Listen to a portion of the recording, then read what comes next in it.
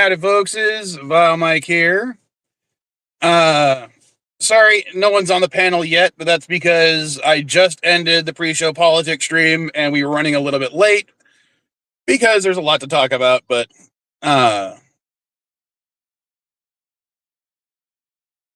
yes, I do. So if you want to come on up, looks like we already got Chris. All right, there we go. So, question, Chris, did you see the title of this stream?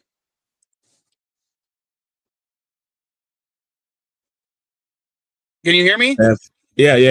Oh. FFS and FFS. Okay, basically it's I finally watched Fantastic Four First Steps, for fuck's sake. Oh, okay. I like it. I thought it was clever. There's a bunch of F's in that. Sounds like my type of thing. All right, so have you seen Fantastic Four First Steps? Yeah. Yeah, I wanted to watch it months ago. I finally got around to it. Have you seen Superman? Yes, we've talked about Superman plenty already. That's what I thought. Which is better?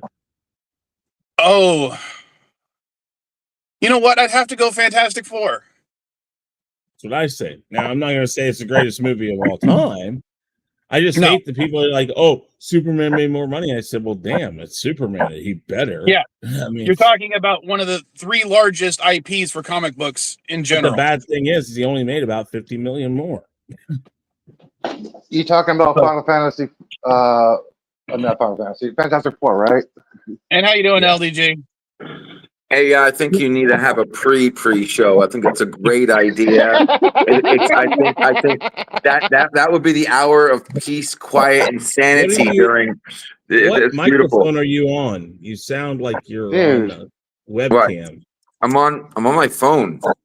Oh, okay. You're outside. Okay, you're outside. I got it. That answers. There you go.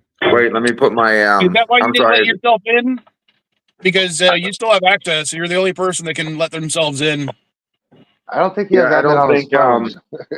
I don't think I'm on that account though. Okay, that's why. Oh, you got Louie on here. That's why. Okay. There we go. I reactivated it. It should be. Is it any better? No. You guys are hearing static. Should I mute? No. You're fine. Oh, okay. Your volume and the voice. Yeah, no, I think that's a great idea, Viles. Don't let that idea die, okay? Like, yeah, totally pre-show, man. Perfect. What would we call it? Pre-show meditation? The second I heard NB saying, well, I wouldn't be able to make it because I'm still, that's a great idea. Let's do it. Do it. All right, so LDG, have you seen Fantastic Four yet? What, the new one? No. I mean, I've seen parts of it. The female Silver Surfer and the weird looking Mr. Fantastic guy that nobody likes. Yeah. All right. So you haven't seen it. NB, you've seen it, right? Yes, I have. All right. So overall, my opinion of the movie was, that's cute. That was my entire thought process. I like they didn't go too much into the origin story. It seemed very cohesive. I don't know if I like the fact that when it came to continuity, the whole Galactus thing happened long before Sue got pregnant. Combining it though, it didn't really affect me one way or the other. And yeah, Galactus has always had in the comic books an affinity towards Franklin, so yeah, it kind of made sense. So overall, it was just it was good. I can't say too much detrimental about it. Dude, it did align with Fantastic Four lore and a little bit of history, but there was no character development. I mean, we know Johnny's a reckless kid. There was no character development about that. He was always just a southern genius guy. Ben, I'm like, he was already adjusting to his rock form. In the comics, he struggled. Cartoons, he struggled. The other movies, he struggled. All of a sudden, he was just boom. Sue, she was a leader, and she was a leader automatically. She's still a leader in the movie. She's a leader in the end. Reed, didn't do shit. There was no character development. Ben still had some issues with it. Let's just start. Let's start, and we'll talk about it. Okay, so Ben Grimm. We'll start with Ben Grimm. I disagree with that wholeheartedly. I thought it was a Very good Fantastic Four movie. I thought they did well with the first family. I like the fact they didn't waste time with the origin story. I think everybody's getting fucking tired of that. They don't need an origin story for all this shit. Yeah, that's what I was thinking. And, yeah, well, one of the things is I liked how they did it. And then I liked how the family came together the way they did. And yes, here's the thing. People talk about Sue Storm being the one, or Sue being the one who was a strong one. I grew up in a matriarchal environment. Okay, the woman was the glue that held the men together. Wait, I thought you grew up on men. Yeah. Wait, now, are you changing your origin story? No, You've been bought out by Sony? Story. I grew up on men on TV, but I did grow up in a matriarchal environment. Men were not the head of the household. Men are the protectors of the household. And that's the way I still view my house. Because if you ask any of my kids, I don't run the house. My wife runs the house. I protect the house.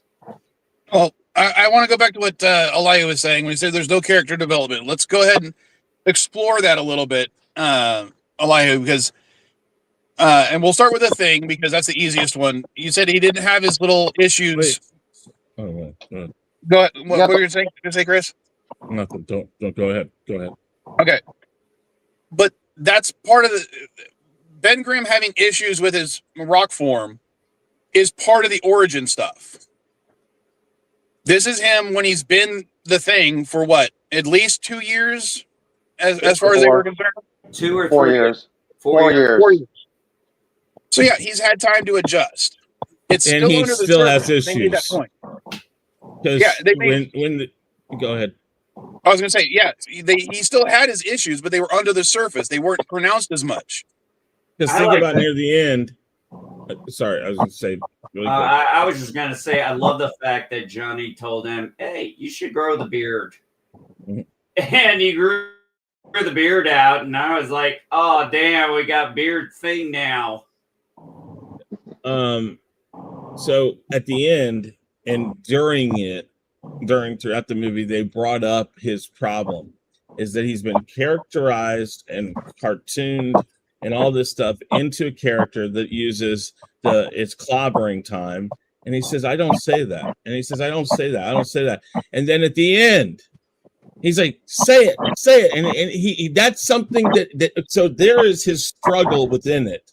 And granted, it's very subtle, but that's his struggle. He doesn't like that. He doesn't want to say that. He feels like that's just how the society has identified him, and he knows he's more than that. So he still has a problem with it. Maybe it's subtle. Maybe it's not enough of character development, but it's there. I like the fact that it was subtle. I like the fact that they also did Johnny Storm actually remind us that he is actually smart. I like the fact that they reminded us, yes, he likes women and he likes space and he likes all that stuff, but you know, this was the first time they really showed how smart and actually intelligent he was. And I thought that was really a nice development for Johnny Storm. To be honest, yeah, I kind of liked it too. I mean, he had his philandering comments, at least. I mean, it wasn't as obvious as him hitting on the nurse or the military person in the previous Fantastic Four films. Hot enough. You're hot. I know. You're So, bringing Well, up. you see, Yeah. that's the big thing. I think the general consensus, no matter what the problems may or may not have been, is that this was of the iterations of Fantastic Four movies we've gotten, the best one. I'm gonna say it was the one. I'm gonna say this. It was the one I finally felt like we finally saw the first Marvel family. So yes, there were were there problems? And of course, there are problems in every movie. We can nitpick that all damn day long. But overall, I thought the story arc, the character development, I actually was rather surprised at how well Pedro Pascal did. And I liked his chemistry with the woman who played Sue Storm. I thought they had good chemistry together. I thought that one scene was complete BS when Galactus was stretching him, and like he was like looking at his limits. I'm like, wait a second, that shouldn't he be able to like stretch way farther than that? For God's sakes. Yeah, I agree. I think they're just trying. Oh, go ahead. I was going to say, I just think that they're trying to show that he has limits. Maybe they didn't show it as well as they should have, because perhaps maybe he'll find out if they do a second movie, which I think it did well enough for them to do a second movie. Maybe they'll show later on that he just doesn't know his full limit yet. Well, let me ask you a question, because I didn't see the whole scene. When he finished stretching him, did he like go right back to normal, or did he like fall to the ground all looking like an overstretched piece of rubber? I can't remember. I'd have to go back. I've seen it like twice, so I can't. If it was his limit, then he should have. He should have like not. If he went right back to human, and that went right back to form. That's not a limp. He just went right back. No, I was hoping to see him like fell and limp down. I would disagree with you there under the context, LDG, only because under the context, he's also fighting for his son. So even if he was hurt, he probably wouldn't be trying to show it. One of the things I liked is, yes, they did do. They went into some of the powers of Sue Storm that we had not. Sue Richards, but she's always been Sue Storm to me. Was showing us her abilities with her powers, and I've always said, going through the years I've been watching it, she is the most powerful out of all of them. Did they even have the nullifier in that movie? No, actually, I thought they did her great. No, I don't think they brought. I don't think they had the ultimate nullifier brought up. Isn't that how we beat Galactus in the first place? In the first one, yes. In the comic books, yes. And this one, she pushes him through the sphere with the Silver Surfer's help. And by the way, I do not care that the Silver Surfer was a different herald other than Norn because Norn-Rad. Yeah, Norn-Rad, sorry. The Galactus has had many heralds throughout his existence. So, no, having a female Silver Surfer did not bother me because she is part of the continuity because she did exist. Yeah, that didn't bug me either. And it also, I did appreciate it because we had, in the original comic books, one of the reasons why the Silver Surfer ended up siding with Earth against Galactus was because Sue Storm resembled his wife. And the thing is, that was a kind of a trope in early Fantastic Four comic books, was everybody was in love with Sue Storm. At one point, Dr. Doom had a crush on her. Black Panther had a crush on her. Namor had a crush on her. She had Namor was obsessed with her for a while. Yeah, exactly. They got a relationship. By transferring that aspect of it from Sue to Johnny allowed for his character development and to show his intelligence. Anybody... For narrative reasons alone, I think turning the Silver Surfer, using the female version of the Silver Surfer, made more sense for this story. I would agree, 100%. It worked because it fit with being able to use Johnny, and it worked a lot better than when they tried to use the Silver Surfer in the second movie. And then, of course, we didn't see Galactus at all. We just saw a big fucking cloud. I just want to say I'd fall in love with any woman that can recreate the Ghostbusters scene with Ray.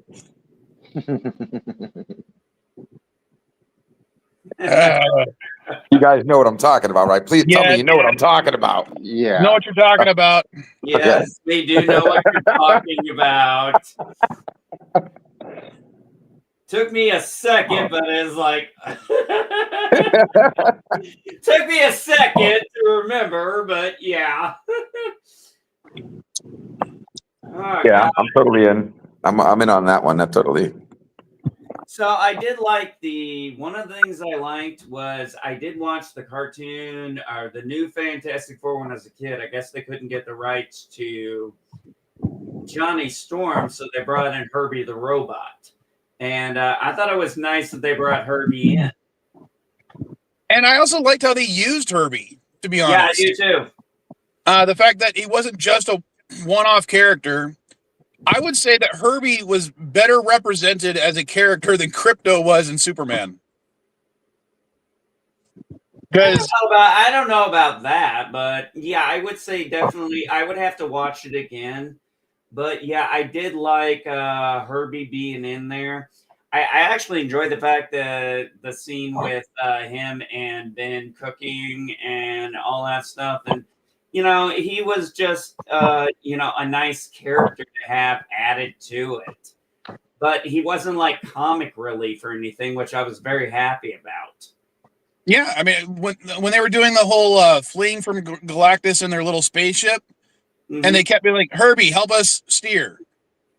I was like, wow, he's showing up just to help them, even though he was shown earlier building the crib and everything. Yeah, it was a good use of the character without making him a MacGuffin for half the film. Yeah, I would agree. I mean, don't get me wrong, I loved Crypto and Superman, but during the whole middle part of that movie, all he is motivation for Superman. He's a MacGuffin. Well, one of the things I liked about that movie, since you brought it up, is I recently rewatched it because I got it off Blu-ray, and I've had a lot going on. And I was like, this really is the best since the Richard Donner, Christopher Reeve's 2 movies. Because I'm like, this is what Superman's supposed to be. And that's why I didn't like Henry Cavill as Superman. He didn't embody what Superman was. Superman inspires hope. He inspires the Boy Scout in people. He wants to make you a better person because I get that, MB, but we trust me, we spent a long time talking about Superman the last 2 streams, so I want to focus on Fantastic Form for this stream. I love the scene where she does the invisibility thing and shows him the baby. Oh yeah, because that was a good use of her powers. It's something I could totally imagine someone doing with those powers. Absolutely. Without having to resort for superhero theatrics. You know what I mean? Yeah, absolutely. I mean, the closest example I can give from a previous Fantastic Four movie is when she used her powers to hide a zit on her wedding day in the second Fox one. And to me, that was more vanity than anything. This was a touching moment to show her, to try to assuage her husband while still showcasing her powers to the audience. But that storm was very strong because that zit never appeared again. Yeah, no kidding. But yeah, it was a very good use of her powers, and it was a very touching moment. And yes, like you said, Mike, I could totally 100% see a woman having that power to be pregnant and her husband is stressed. It's like, look at your son. And, that, when I looked at the ultrasounds of my kids, it changes everything. I'm sure you felt the same way, Mike. Oh, yeah. I still have pictures. Unfortunately, not the originals because they're thermographic paper, but I have digital versions of both my biologicals. We have all our original pictures. But yeah, I mean, you see that right there. And I was just like, that was one of the most touching moments in there. Because it felt like something you would see a wife do to help calm her husband down. Because, and he's like, I can't, he's worried and everything. He's like, just look. And it also Shifty, I saw the trailer, Shifty. Sorry. It also kind of touches on subjects, and I'm not going to go too deep into this, but people who worry about the health of their baby right now. You got plenty of people that are always worried about, what's going to happen. And this is just a way of saying, look, everything's fine. Take a moment, take a breath, and just look. And it was great. Was there any other cameos from anything else, like from any other? The Fantastic Four characters who was in that offshoot movie actually did appear a couple times in the movie. No, okay, that's cool. But I meant like, I don't know. Do they have a scene of anyone else, like Doctor Strange or anything like that? No. Was The end credit was confirmed to be Robert Downey Jr. in the hood in the end credit scene. It was Robert, but they didn't show his face. The mid-credit stinger did have Dr. Doom in there. They do feature the Mole King. They reference the Red Ghost. What was the other one they referenced? I can't remember. Quite a few, actually. I thought that was funny. And then I actually like the Mole. It's not Mole King, it's Mole Man. Yeah, sorry. The Mole Man. I actually like how she's able to work Gargantua. I like how she's able to work with him and just be like, take a breath. She hates Reed Richards, but he's got a soft spot for Sue. I'm sorry, that was my point about her character. She was a diplomat at the beginning, in the middle, and the end. There was no character development for her. Yes, there was. Okay, how did you see her character development? Or are we still talking about the Thing? No, we've jumped from Thing to Johnny to Sue now. Oh, okay. What character development did she need to have what was her character development in the first Fantastic Four movie, the first Fox one? Getting used to her abilities. Okay, but we've already established that there's no origin story. We don't need to have that getting used to your ability stuff. We're past that. Her character development was about assuaging her husband and protecting her child. It was her becoming a mother. Yeah, the whole story arc was she's been a politician and a diplomat and a very successful one. And now she's going to be a mom, and that changes everything for one. Like, for example, Mike, you mentioned something about people worried about their child. Give an example. When my wife was pregnant with my son, he kicked her all the freaking time. He was always active. My daughter was not. She was very soft and everything. And my wife was always worried about that. She'd go to the doctor and be like, is everything okay? Is everything okay? Because I'm not feeling like what I felt with my last kid. She goes, yeah. She was worried about it. Understandably so. She only had one pregnancy prior.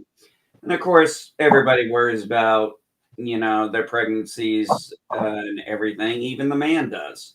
They just don't show it as much. Well, usually they don't. Reed, in this case, was the one who was showing it more. Yes. Because he was worried about... He was the one that did originally push forward for their original space flight, which gave them their powers. So he felt if there was anything wrong with his child due to those powers, that it was his fault. Yes. And that is what a father would feel like. And Sue clearly had those issues too, but she was doing her best to assuage her husband. Yeah, this was more of a family story between... Yeah. This was a family story, and that's what I loved about it, because it felt like we got the first Marvel family. Now, there was one thing that I always thought was a little far-fetched, and that was basically when he goes on camera and saying that sorry for spoilers, saying that, Galactus wants his son, and that'll save the planet. So they come up with this whole thing to try to save the planet, and all the governments of the world agree to do this big, massive science experiment. I'm not going to go too into it so you don't get any spoilers. Basically, to save this one child. I don't see that happening ever. I know. That was a little bit unrealistic, but because certain cultures don't think of children the same way as we do. But what I mean, well, I just don't even mean just that for the that was one of those you got to go with a suspense of disbelief shit. But remember, I can totally imagine, like, one of my favorite lines from any movie ever was always the needs of the many outweigh the needs of the few, which is something Spock said. Yeah. And That's funny because Spock would be advocating, oh, we need to get rid of the kid.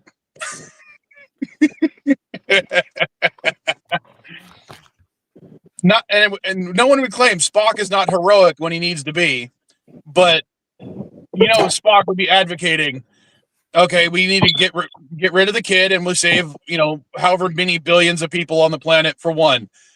Well, so yeah, you got to remember, Spock's mother says your friends felt the needs of the one were more important than the needs of the many, and he's like, humans make illogical decisions. Yes, they do. Mm-hmm.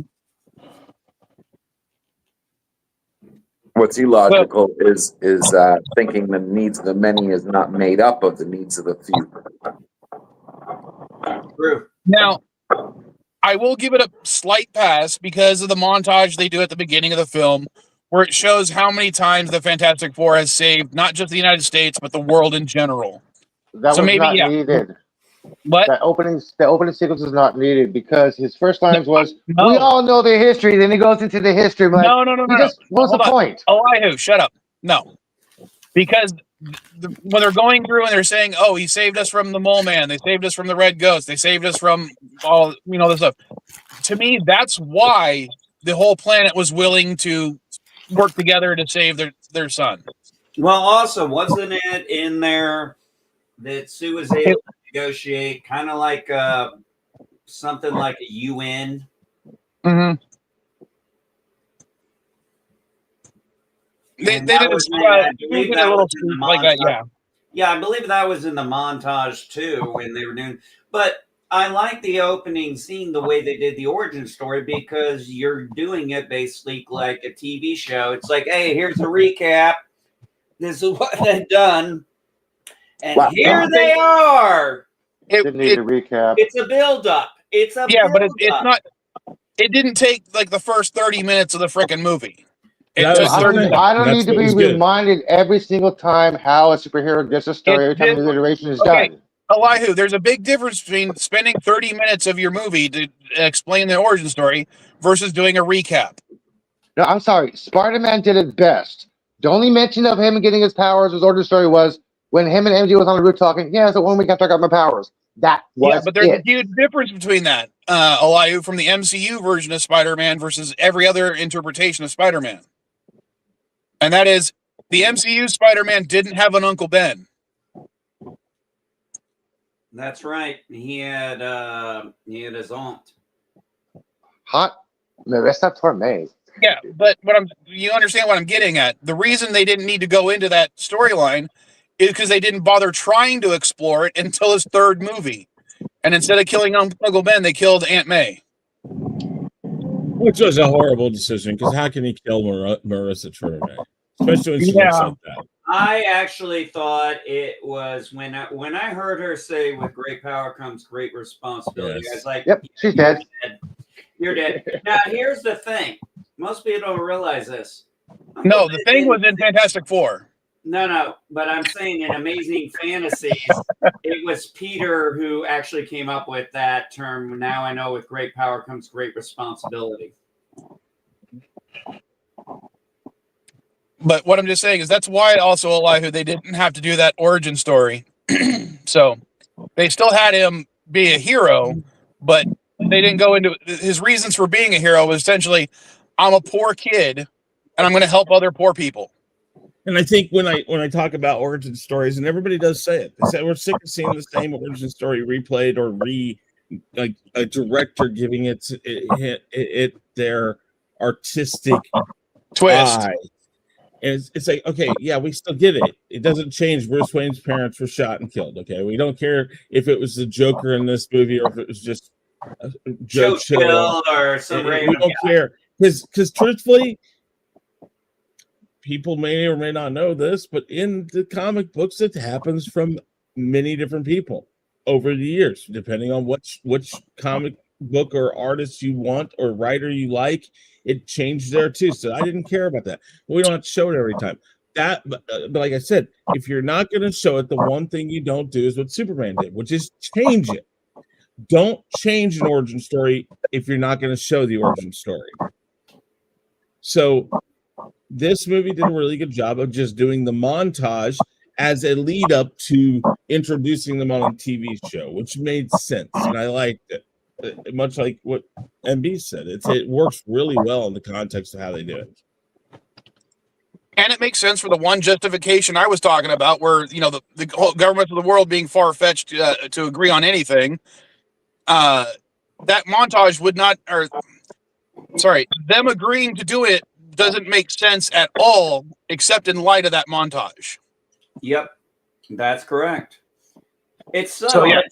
It's subtle that you just have to pay a little bit of attention. One thing we haven't talked about, guys, is Galactus. I thought they did a real good job on him. Well, they did, but at times, I don't know. It seemed like he seemed much, much bigger in space, and then he got to Earth and he was much smaller. That's kind of what I saw. Change his size. I understand. It just, I don't think they gave it. I don't think they told people or gave enough exposition to really explain that. But I mean, I like the kaiju feel of it. It felt like a kaiju fight. I thought that was cool. I like how they did it when Galactus was walking and everybody's in subterranean, and you just see they can hear the bumps, they can hear him walking, they can see the dust going. Yeah, that didn't make any sense. There's 17 levels below the sewers. That's how big Galactus no. Why? You know that. I know I'm not going to talk into politics, but when it came to I live somewhat close to MCS Miramar. When they are doing their practice stuff and they have explosions on their training field, I can see and hear them from my house, even though I live almost 30 miles away. Yeah, but you got the concrete and the dirt compressing the vibrations. And you know as well as I do that granite and concrete are excellent conductors for sound. Yeah, but there's dirt there. Dirt is still a conductor. Dirt absorbs it more than concrete. Have you ever been underground when that's happened? But it's still.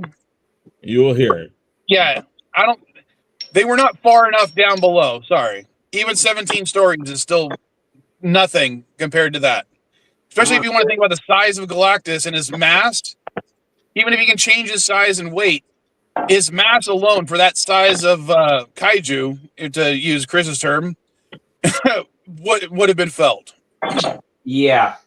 And I like that. I like that aspect of it, that they added the fear. I mean, they really put in the fear of what Galactus is and how powerful it is, especially when they came in. They're like, how did you defeat Galactus? We didn't. And it was the first time that they had lost. And everybody was fucking shocked. It's like, how are you going to beat him? It's like, actually, that's one thing I was kind of like, Galactus doesn't even need to shrink. He just needs to go and eat the damn planet. Like, it's wasting the time with people. Like, he doesn't even have to. He can nuke them from space. What the hell? Yeah. The only reason he showed up the way he did was because he wanted Franklin Richards. Yeah. That's what he wanted. That was the story. Is he said, "I'll spare your world. You give me your child." Because in this, they were emphasizing, and I did like this, his hunger. He doesn't want to eat planets because he wants to kill people. He eats planets because he has no other choice. He's a personification of a hurricane. That's an interesting way to put it, but it makes sense. And he wanted to transfer over to Franklin Richards his powers because he wanted to end his curse. Yeah. And all he needed was the reality stone so he could just make his own planets and eat them one by one. Sorry, guy. Wrong universe. Yeah. Wrong universe. It's Marvel. What are you talking about? It's not. It's a different universe within the MCU. Yeah, this was a different universe. Mhm. I still don't get what you're saying. The Infinity Gauntlet exists in all universes. No, it doesn't. No. They literally had. Oh my god. No, the remnants of the or the powers of the stones might exist in all universes, but the stones themselves don't exist in all universes. In fact, you could argue in this universe, maybe Galactus is one of the stones because they make it clear that he preceded the universe, just like the Infinity Stones. Okay. I just thought he was the best villain we've had since Thanos. I don't know. Thanos, he was a good villain. I will give him that because, again, they weren't emphasizing Galactus as evil. The closest thing to evil he ever shows in the entire thing is his glee when he's stretching Reed Richards out. And you can see that he's prolonging it. He obviously at his size, he could just go like that and he'd snap in half or whatever. But no, he was carefully doing it little bit by little bit just to see. And you can see he actually had that, like, even though it was CGI, he had a faint smile on his Yeah, face. he looked like a kid playing with a toy. And I could see What did he call them? He called them insects, I think. yes, but even a child likes to play with insects. Yes. So, and I can imagine, yeah, he's hungry, but it distracted him for a little bit. So he was okay. It made sense in that regard, at least in my opinion, as a parent. I just thought, overall, I thought they did real well with every character. I've always believed Sue Storm, like I said, is the most powerful out of all of them. And by far. Oh, yeah, that's been proven in the comics. She's the most powerful of the Fantastic Four. In the comic What books, I like about it is she really was able to show her powers. well, in the comic Wait a books, second. originally all she could do was turn invisible. It wasn't until later on they introduced the force field aspect of her powers. But those two things combined make her the most powerful one, period. I don't Hey, think you guys want a nerd count real fast? You guys want a nerd count? Thanos, according to the MCU, has killed over 53 trillion people. Darkseid has killed only 780. Sorry, Thanos 56 quintillion. Darkseid 78 trillion. Dark Phoenix, Jean Grey has killed 1 billion. Yeah, I'm sorry. I'm just gonna a quick count for you guys. Yeah, I don't know what that has to do with anything. Well, you said Thanos was kick-ass. Well, yeah, Thanos is one of the biggest kills in the villains. So, yeah, I don't care how powerful you think she is. I'm pretty sure she's first of all, she's the utility character. Second of all, the glass cannon is freaking Human Torch. She can freaking supernova for God's sakes. I don't care how powerful she is. She can't survive freaking supernova. You're talking about a different movie. Talking about Human Torch. Well, Yeah, Human but you're Torch talking is about way a more different powerful. Fantastic Four movie. If you were to do like a one-on-one versus Sue Storm versus Johnny Storm, Sue Storm's going to wipe the floor with him.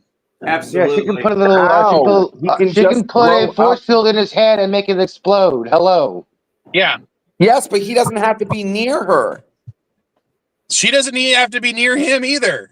She has to see where she's freaking doing. No, she doesn't. What do you mean, no, she doesn't? So she can just magically do a force field, like wherever, without seeing where it is? Pretty much. And they showed that. In the comics, they have. That she so I could be like just magically a random bank in Japan. And I can just book character, dude. Yeah, it's a comic book character, but let's go to Reed Richards, his character development. Because again, we were talking about the character development. His arc was very similar to Sue's, becoming a father. That was at least at the beginning. Then it's him worrying about his mistakes over his son. Then it's his mistake over not being able to defeat the Galactus for the first time. Everything seemed to be weighing on him in a way where the other characters didn't have that. They didn't shoulder that responsibility. And as, the father figure for the first family, it made sense that he would consider everything his fault. Yes, I agree. So, yeah. So when you say no one had any character development, I really don't agree with you there, man. Yeah, I mean, one of the things is women, when it comes to handling parenthood, pregnancy, we're going to handle it differently. And then, when something happens, we're going to look at ourselves and say, what the fuck did we do wrong? I have. Okay, well, I've never been pregnant or have any kids that I know of, so I guess I couldn't relate. Well, that's good to know. I'm glad we've narrowed down the fact that you've never been pregnant. That's very good to know. That we know, though. That's the scary thing, too. No, I might. Let's touch on this subject. One of the ones I hear a lot of people who didn't like the movie, didn't like it for, was the scene where they're baby-proofing the apartment or the rooms. As I said, I liked it, or didn't necessarily like it, but I was okay with it, with the simple fact that, of course, Reed Richards goes way over on it because he's overthinking every last piece of it. That's just showing you how his mind thinks about things. They're going way overboard. Yeah, of course. But then again, I've seen families do that. Yes, because especially with first children. Yes. Oh yeah. I think that's where people don't get, and I'm not saying people don't get it, but maybe they kind of glaze or gloss over this. That Sue and Johnny are both their brother and sister. Reed is his own person, and Ben was his best friend. They're not. None of them are family like blood relatives, except for Sue and Johnny. So therefore, the first child coming in, Franklin, is the first child for them all. So he is overthinking it. Every time a first parent becomes the first time a parent becomes a parent, they're buying. They try to buy the best clothing. They try to buy the best diapers. They try to buy the best formula, the best food. You know what? By your second one, you're like, God damn it! Just give me. Okay, give me. I'm going to give you an example of what you're talking about. Chris. Yeah, I know exactly what you're talking about, Chris. By the third one, you're just like, you're just like, okay, take the hand-me-downs. Yeah. I'm going to give you an example of one of the things I thought was really funny. Maybe it went on for a little too long, but at the end, when they're trying to put the baby car seat in, of course, Reed Richard is going to over-engineer his baby car seat. One, because the car can fly, and two, to protect his frigging kid. But he over-engineers it to a point where him, his brother-in-law, and his best friend can't figure the damn thing out. Hey, did you remember what a pain in the ass those things were? And the thing is by the time your second kid comes along, you think you know it, and then you buy a new one because they tell you if it gets in an accident, if this or that, or they get recalled. There's all these things that change it. And by the time your second kid comes around, maybe some people have had kids quicker between the two that I had, but by the time your second kid comes along, it's all changed. Everything is different again. And now you're trying to figure out, how do I get this? I swear this is how you put it in there. Yeah, I know. What's this thing for? Chris, there's a 7-year difference between my oldest daughter and my son. And I'm sitting there thinking, okay, I did this for a lot of years.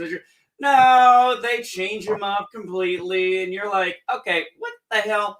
And I've got, relatively long hands. So I got big hands. So sometimes I had to have my wife, because she's so small. I was like, I need you to freaking go in here and do this. And then by the third kid, everything changed again. Yeah, the first kid, you're spending so much time buying the nice car seat, trying to install it, trying to get everything working. The second one, you don't give a crap as much about. You're just like, okay, we'll just get the cheapest car seat. By the third kid, you're saying, oh, just throw him in the trunk. Well, and I mean, that's what I liked about that scene. Yes, it went on. Maybe did it go on too long? I don't know. I just thought it was funny because it's like, yeah, been there, done that many times. It was a very human moment. And again, it showcased Richard's over engineering everything, because that's obviously not a standard car seat. They don't have the red light, green light, making sure you got it right. And of course, he would have it so it would only work when it's perfect. That's it. Hey, man, there were times when my first kid was born, I didn't think that car seat was tight enough in there.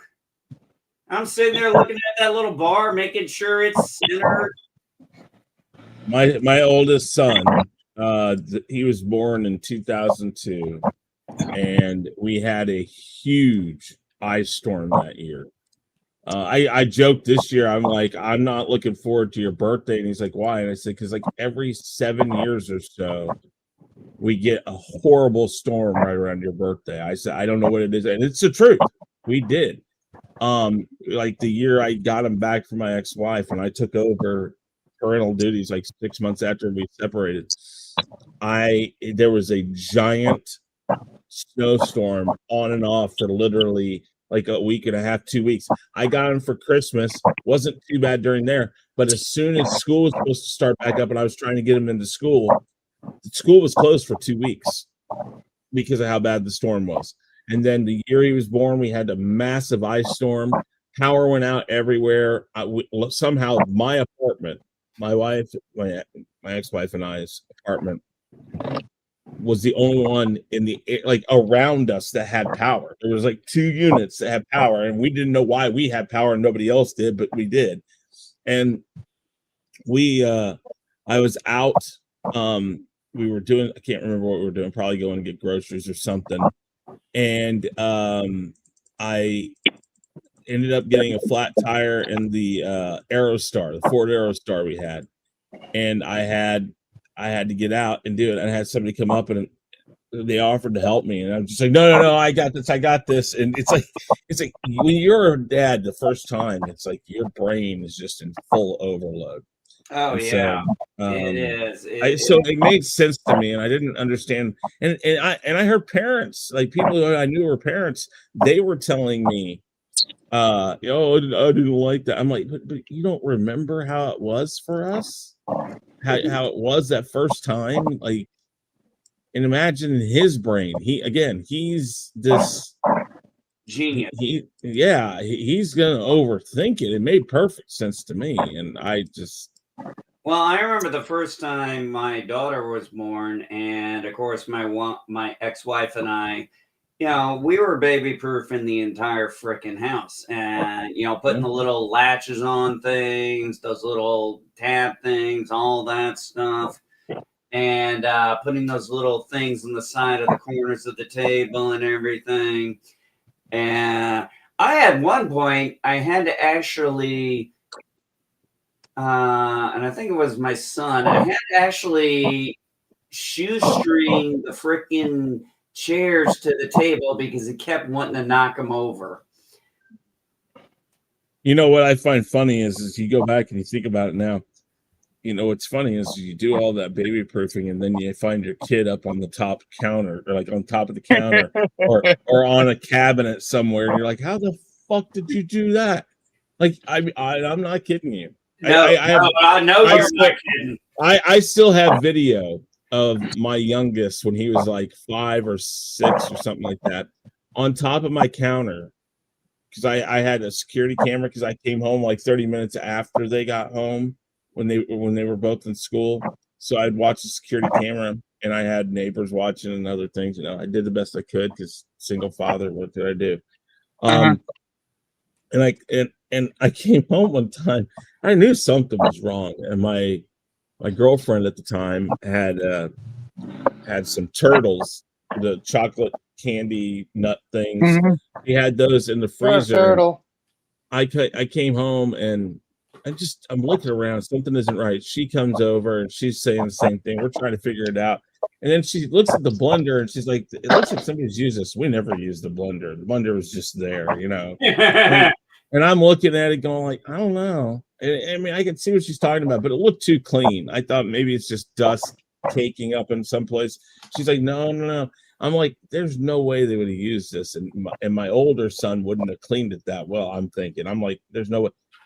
We go look at the security camera, and here's my 5-year-old walking around on the counter, opening up every cabinet, opening up the freezer. He finds the turtles, grabs the freaking blender, blends the turtles, and he was trying to make a milkshake or something. He didn't put milk in it, but we saw this, and we're both watching it the whole time, going like, "What the fuck?" I still have that video, man. And it's my son's name, Searching for Turtles, and it's just, and people are like, "What the hell?" And I'm like, "Yeah, dude." I said, I.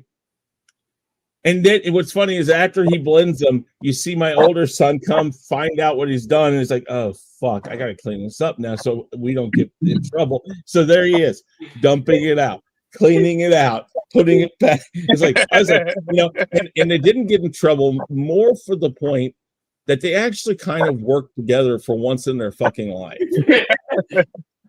It was the sheer strategic method of it all. It was like somebody who murdered somebody, and then the other guy comes in. It's like, "Oh fuck, what are you doing, man?" And then you see them work together to clean it up. That was almost what it was like.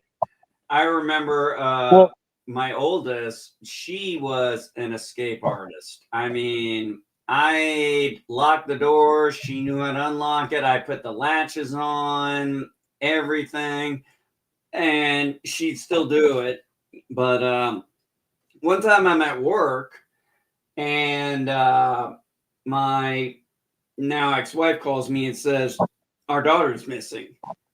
I'm like, okay, whatever. I get there. There's like 6 security forces there. And I was like, what the hell happened? My daughter went out, decided to go out while she was in the bathroom. And then the problem is she got into the wheat fields, so it was a little hard to find. They found her. She's all crying, and we're of course freaked out and everything. And then we finally get her, and she was only she was only like 3-4 years old at the time. She didn't realize what she was doing. But yeah, I'm gonna tell you what. After that moment, she stopped being the escape artist she used to be. I wanted to go back a little bit because we were talking about baby proofing. Yeah. One of the ones from my experience, the little outlet covers, little plastic outlet covers you put over so that you can't access the outlet for kids. Yes. For when Stephanie was, very, very young, or Katty, sorry. One of the things I did is I put those little plastic things in every outlet that was not being used, to the point where I was pulling back the entertainment center to cover up the one that I'm not using at the time, then putting back the entire entertainment center. And I'm thinking to myself, why did I do that? Because there's no way in hell she's going to be able to access that period without, Don't say that. I will tell you, any first-time parent. Don't ever say your kid can access something. You think a kid won't get someplace? I have a friend who they had the removable floor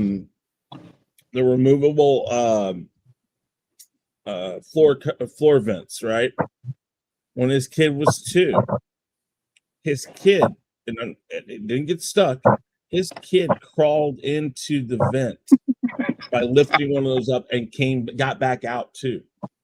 And they were trying to figure out why he was all dusty and stuff. Like, what the hell did you get into? They went into his room and they noticed that it was flipped the wrong way, because I guess it had a certain way of going or something. And they looked in there and they could see a part of his diaper had ripped off into like the little part. No, he didn't get hurt. It just me. Yeah, but part of it got ripped off, and that's how they knew he got down in there. Don't ever think your kid cannot or won't get some in something. Your kid will. A little fun story. I was a latchkey kid, so summertime I was at home, so of course I went snooping around. Well, no, when you said diaper, it reminded me of a story. Again, this is Katty when she was a baby. a friend of mine gave me a chair because he's like, you're a dad now, you need a dad chair. So he gave me this white upholstered chair. It was one that he had. And it had a couple of stains on there. So I spent hours cleaning this thing. So it was bright, pristine, and white. And I went to go make dinner. I could see the living room from the kitchen. So everything was fine. Katty was sitting down watching TV. I turned my back for 1 second. She is now sitting on the chair, the white upholstered chair that I just spent hours cleaning. She had removed her diaper, shit herself, and was wiping shit all over it. As soon as you said why, I said, no, wrong color for her house. You know what I find funny is that I always talk to the TV. My wife gets mad at me whenever I do this, but I'll talk to the camera whenever I see the commercial for Coterie. Coterie is a new brand of diaper, which I call first-time parent diaper, because they're going to spend a shit ton of money on diaper because they don't realize it doesn't matter. It's one of those diapers. One of the things the mom says is, little Timmy slept all through the night, and it's cut down how many diapers we have to change. And all I do is I yell at the screen and says, it doesn't change how many diapers you have to change. You're just too lazy to change it. Yeah. Your kid doesn't shit or piss less because of the diaper they wear. That's not how science works. It's like, and it says it'll cut down on the blowouts. I'm like, trust me, anytime you say that, a kid is literally sitting there saying, here, hold my bottle. It's waiting. It's waiting for the challenge. There's no diaper. I don't care if it's Huggies or Pampers. One of them also says, 100% blowout coverage. Then you get loves. It's like, no, these do not. No, we went, what we used to buy for both of my sons is when Babies R Us was still around. They had 180.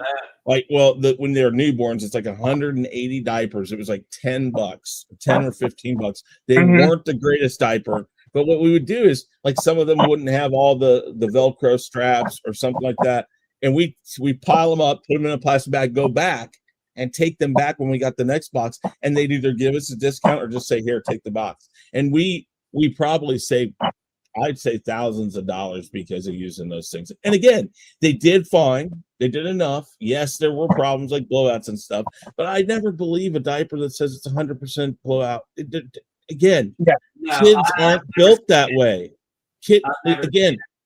No, that's my point. It's like, I'm sorry, kids can release the wrath of God on a diaper sometimes. Oh my God, yes, they can. Oh my God. Okay, I got a picture of my grandson. My grandson has constipation issues, and he shit in his diaper the last time I was there. This shit was so fucking big. I had to take a picture of it. I'm like, how the hell did you hold that in? Oh, God. Like, no wonder. I'm like, God damn, what did you do? Drop 2 pounds? There were times when Katty was a baby, and I'm so glad she's probably not listening to this at all, where the amount of excrement in her diaper, I was amazed, because I'm like, I know for a fact I haven't fed you that much. You just took a dump the size of your own head. How did you manage this when this is your third dump of the day?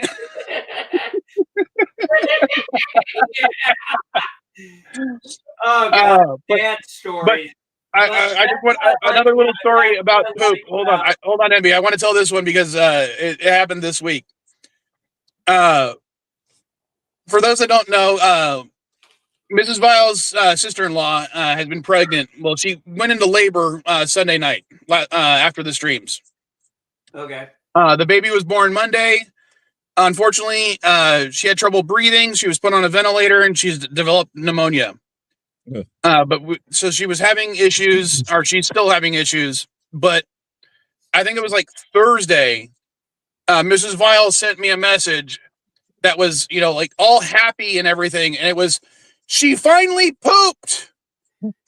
So is she in the NICU? Is she in the NICU right now? She's essentially in the NICU. Yeah, she's on a ventilator. She has pneumonia. They're trying to feed her when they take, on when they can. Yeah, well, my youngest daughter, a little bit after she was born, we had to take her back because she developed jaundice. And I had never heard of jaundice before in my life. And that was the first time I'd ever heard of it. So Yeah. she had to go in and go on, what was it, those UV lights or something like that. I think that's what it was.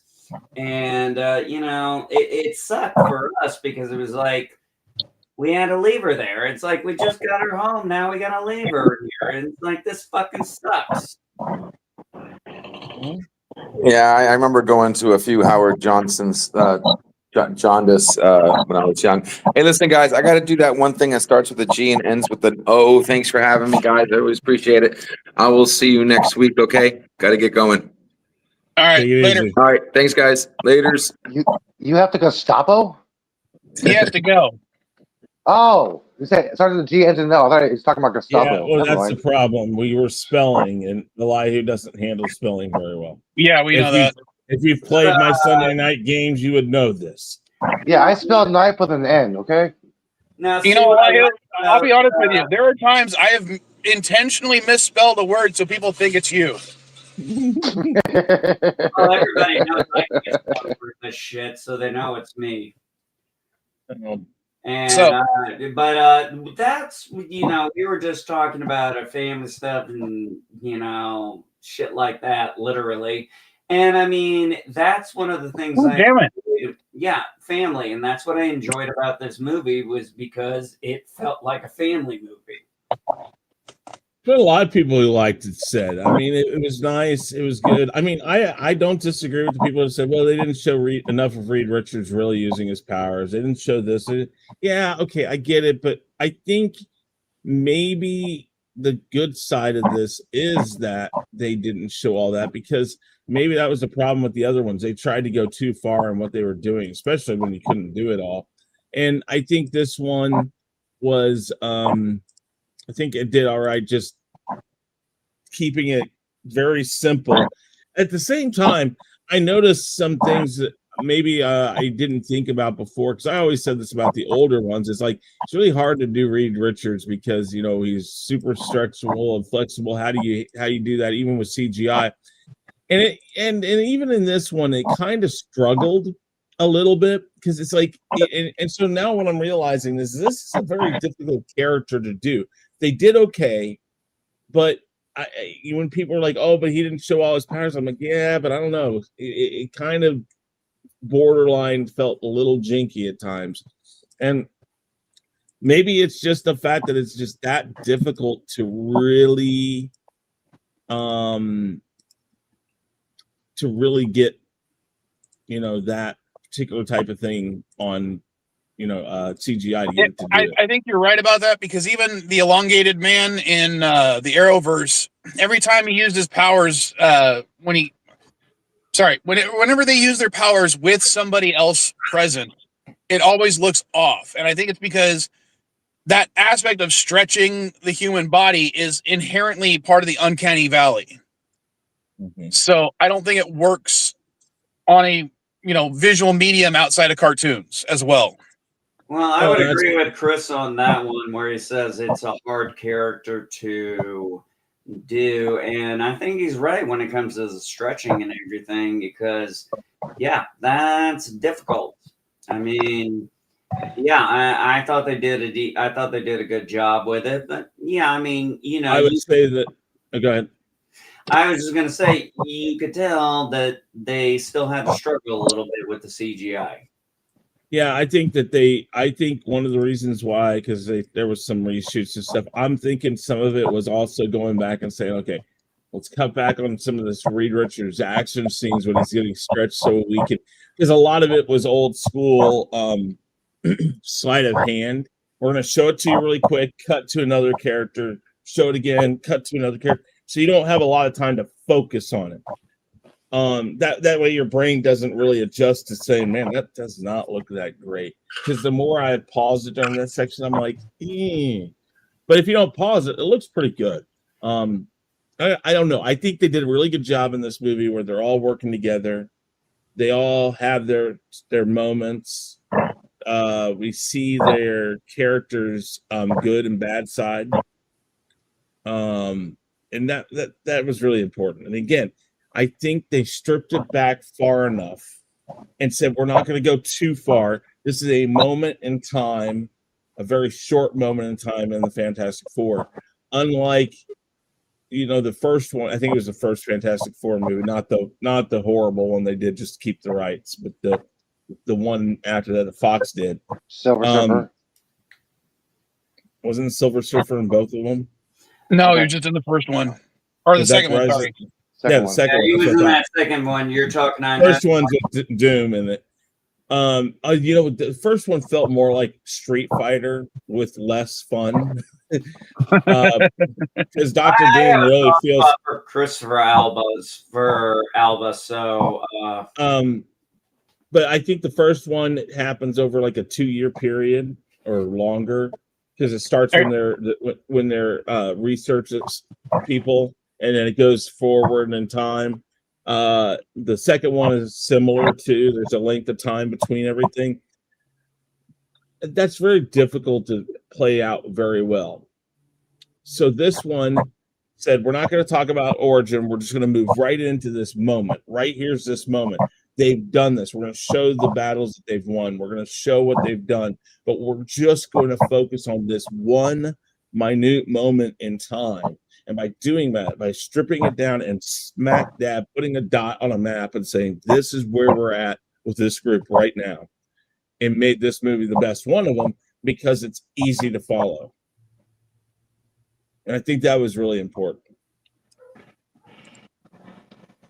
I think just fair to say, like I said, my initial reaction was just, it was cute. And yeah, it's obviously sparked conversations between us about parenting. So I think it did a good job.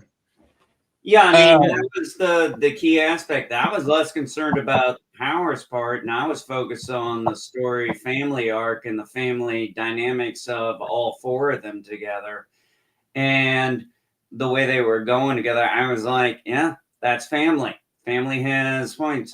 And yes, like I said, I grew up in a matriarchal environment where the woman was the glue. She was the head of the house. So everything about that movie, when it came to those aspects, I could very much relate to. And I think we all agree. We related to the whole overdoing it with the first child thing. Absolutely. So yeah, by far, best Fantastic Four movie so far. And was the movie like perfection? Absolutely not. Is it a return to form for Marvel? Let's see. I do like the fact that, they try to, with the way the technology is presented and the notoriety of the first family, that they're not in the same universe as the MCU. Correct. Without having to lay it out. I mean, they did go into it a little bit at the beginning when they're like, when Reed is talking to the kids on that science program. So this equation shows that there's other universes out there. Who wants to see a big explosion? Yay! That was freaking awesome, because it shows, yes, they're talking about the fact that it's another universe without having to go into extreme detail about it. And they were able to crack a joke. And it shows that Reed sometimes knows what a kid wants. Mm-hmm. Sure. I thought it was very balanced in its drama, its humor, and its action. I felt that, like Chris said, hands down agree. It's like, okay, they've done all this before. We are focusing just on this story at this point in time. And I agree with you, Chris. That was probably one of the best decisions they ever made. Mm-hmm. All right. I think so. Well, let's go to a different subject. Is that For Fuck's Sake? Yes, it was. I watched Fantastic Four First Steps for fuck's sake. Okay. Considering I really wanted to watch this movie, like 3 or 4 months ago? All right, really quick. I want to ask a question before we do anything. Okay. Which is the better movie, Superman or Fantastic Four? I'm giving it to Fantastic Four.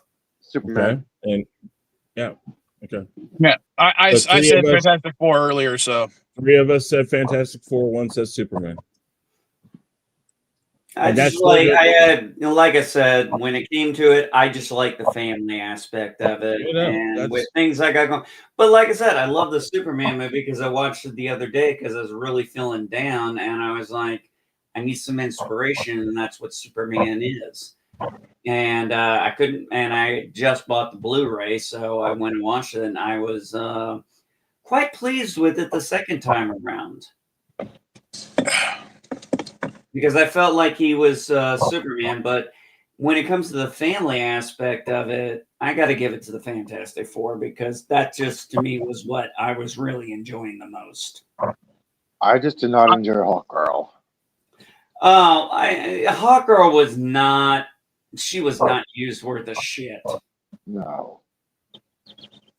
But yeah, like one of the major complaints that you had, Chris, about Superman was it didn't feel like a Superman movie.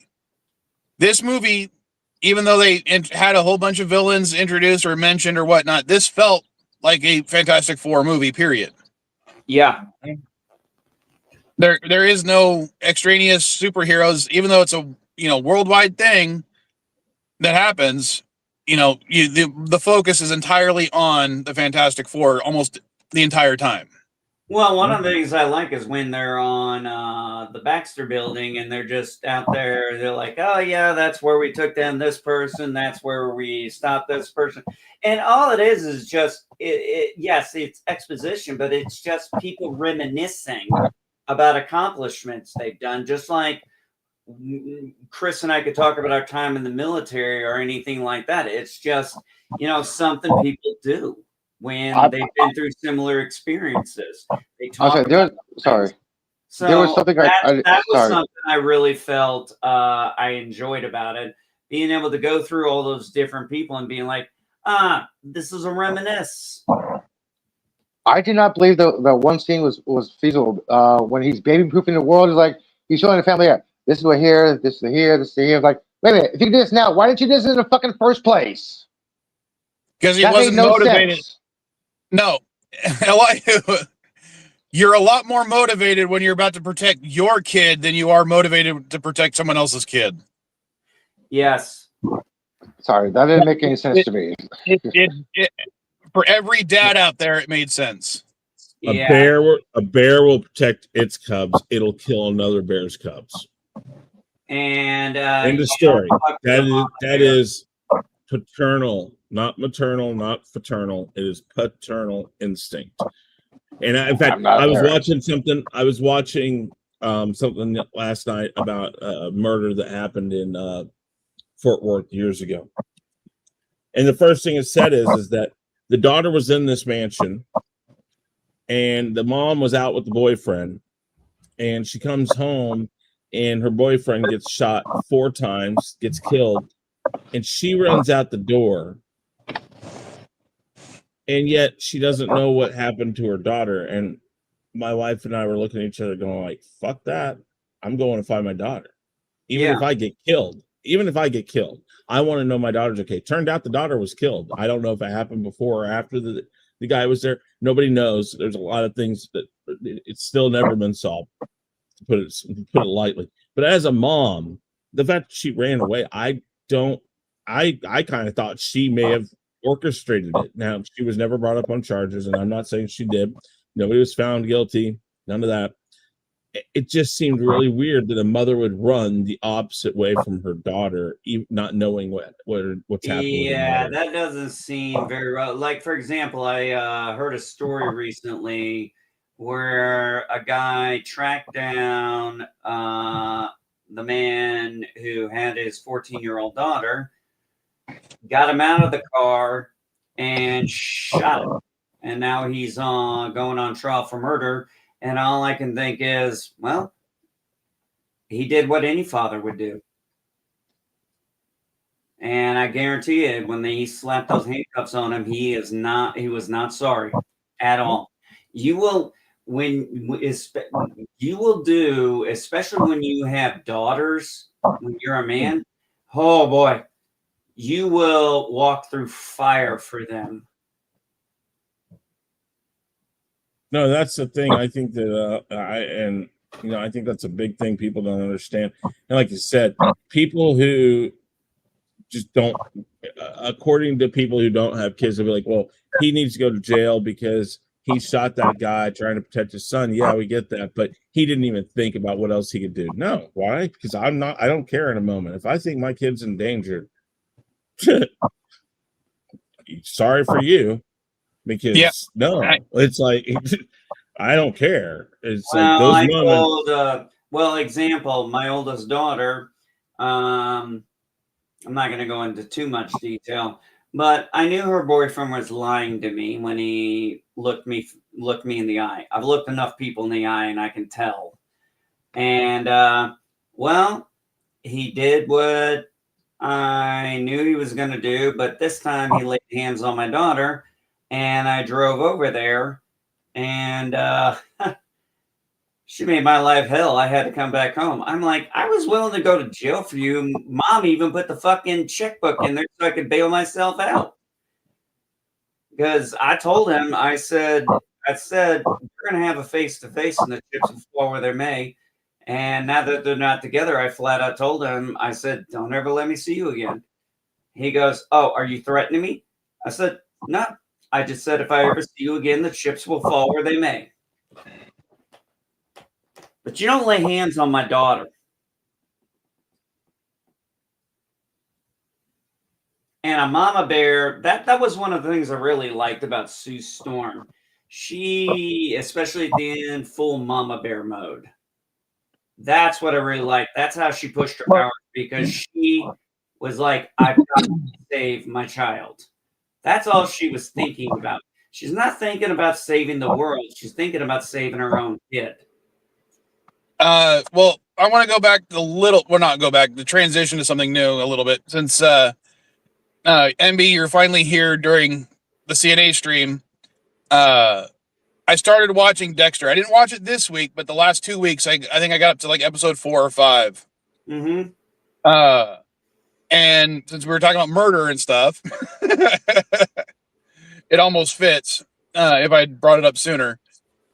Again, I haven't finished it yet, but I didn't really like how the first episode, the contrivances needed to bring up what they wanted for the main plot, I thought was a little too hand-wavy. My daughter and her girlfriend love it. They finished up the Trinity Killer, which is considered to be the best season. I'm just talking about straight up the new one. Oh, Resurrection. Yeah, just that first episode. Oh, no, it gets a lot better. No, trust me. People are saying that Dexter Resurrection, I've talked to people who've been Dexter fans. Dexter Resurrection has been considered the best since the Trinity Killer. Okay, but what I'm saying is that first episode of Resurrection, the hand waving of his charges, because he, even if he survived, he should have been thrown in jail. But they literally hand wave it away, saying, "Oh, since his girlfriend was the sheriff, she lied." Yeah, and to me, it was there's no further follow up investigation to understand anything. No, they just hand wave it and like, okay, we're just gonna go straight into his physical therapy. It's a fucking hick town, for God's sake. You think they got the resources to bother with that shit? Yes, because I believe that the FBI would have gotten involved, period, for the politician who was killing the teenage girls. That alone would have brought them in. And they have the funds. Yeah, but Dexter's not. But Dokes has been. Oh, wait. Never mind. Because we're talking about Clancy Brown's character from New Blood. Once they discovered all those bodies of the teenage girls or the runaway girls in those little tubes, yeah, the FBI would have been involved, period, right then and there. They have the funds to investigate anything, and they're going to want to know who killed them. And so they know it was Clancy Brown's character, but they don't know where he is because Dexter killed him. Yeah, They just hand wave it all away. That's normally how it works for him. I know, but it was for a mini series. It didn't gel with me. The fact that he just fine, but at the end of I'm just gonna say this: finish the rest of the series and then get back to me. I'm going to, but I loved the ending. The ending is amazing. I got chills at the ending. I can get, and I might like the ending too. But what I'm saying is that first episode. One, you have he goes to New York, and there just happens to be an active serial killer in New York at that time. And not only that serial killer. Hold on. Let me finish. The contrivances is what I'm talking about. So he goes to New York because that's where his son is. There just happens to be a serial killer in New York, and he happens to hear about it from the type of target from that serial killer targets. Yeah, being the Uber driver essentially. So you have that. He goes into tracking down this serial killer, killing that serial killer just after that serial killer is invited to a convention of serial killers, essentially.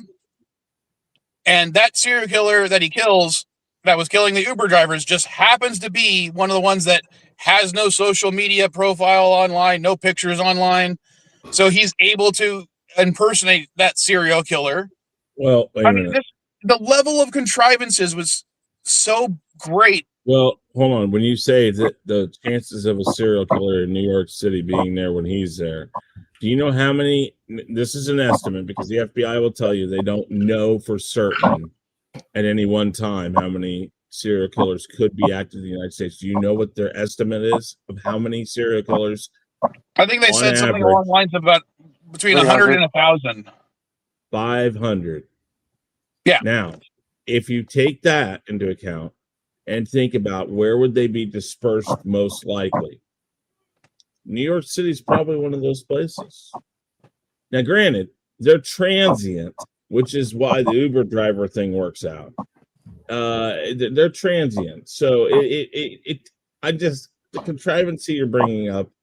Okay, maybe. Okay, but let me explain. I'm going to give you a little bit of a spoiler. So not only does he hear about the serial killer while riding with an Uber driver, and this serial killer happens to be targeting Uber drivers, this particular Uber driver has a friend who is the only person to survive an attack of this Uber driver serial killer, so that Dexter is able to talk to that person within that first episode.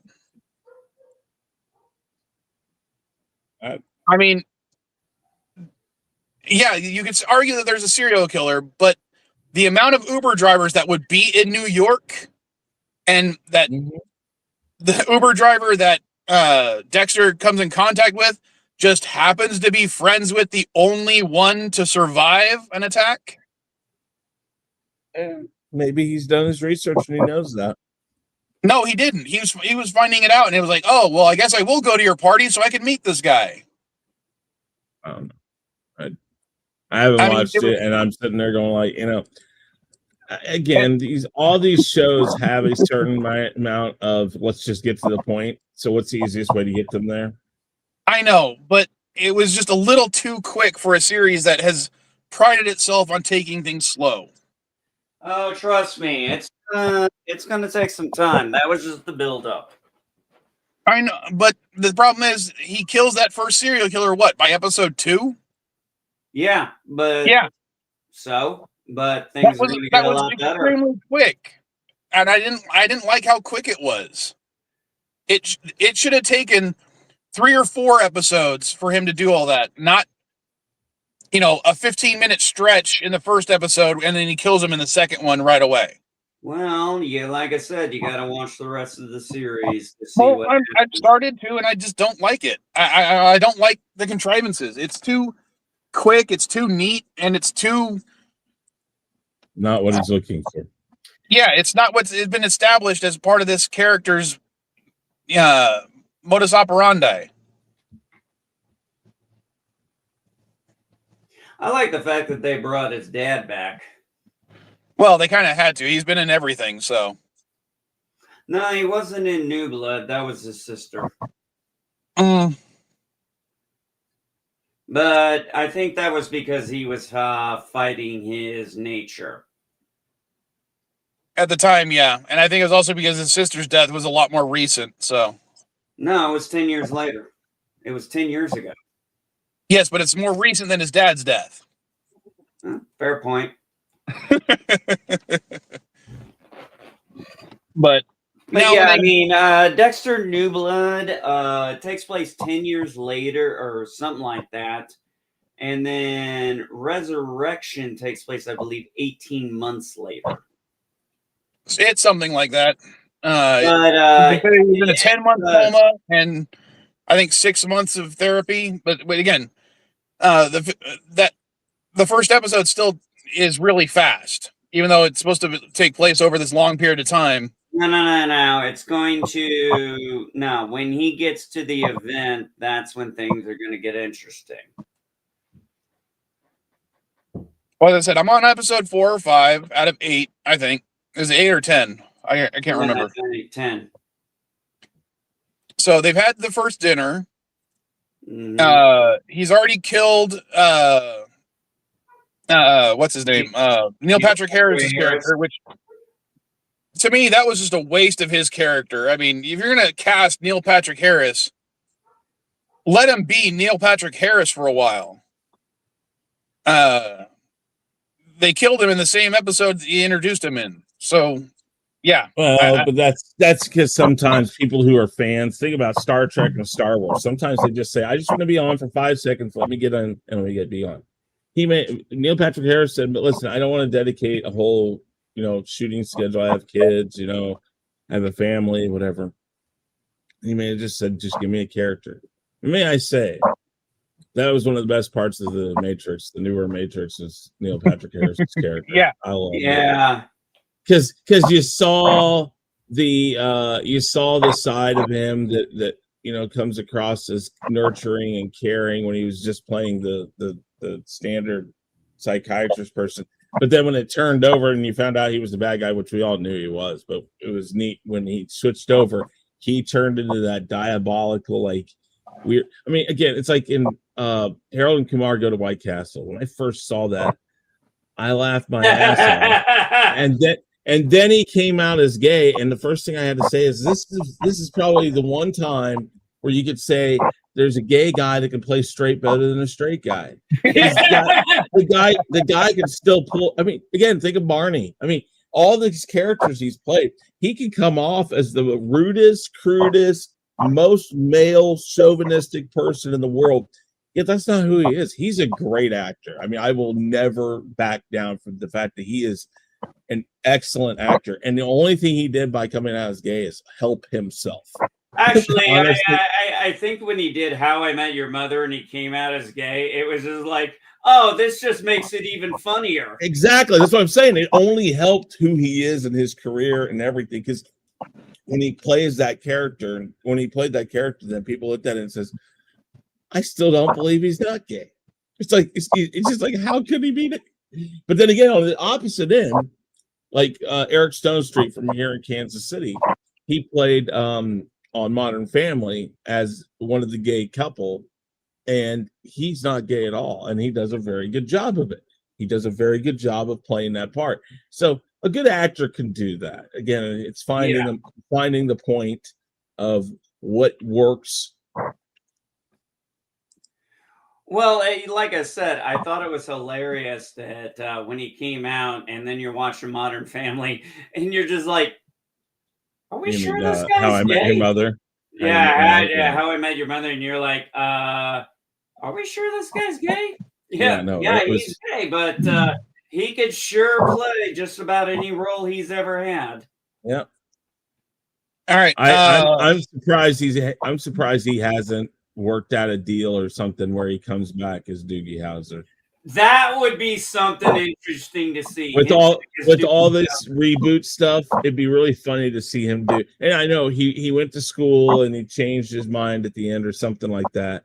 Can't remember how it ended. I just know he walked away from it to go do something else. It'd be interesting for him to come back. I don't know if the actor and actress that was in it was his parents. It'd be funny if he came back and like they lived in the house with him because he's a doctor, he has the money, and he brings them in and they live someplace in his house or something. It would be interesting for a short run series.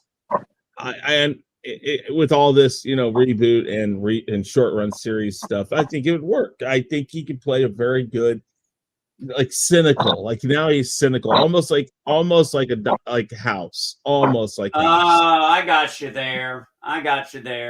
And then his parents are going to try and ground him back into reality. Something. Because like what happened to his father would be a retired doctor probably by now. Yeah. It'd be funny for him to be just cynical about just take these and you'll be fine. No, doctor, it's worse than it's like, listen, you're a hypochondriac, go home, shut the fuck up. Like if he had that attitude about I know better than you. And then his parents start hearing about, or his dad gets a call from the hospital because like you said, his dad was a doctor too, all this stuff.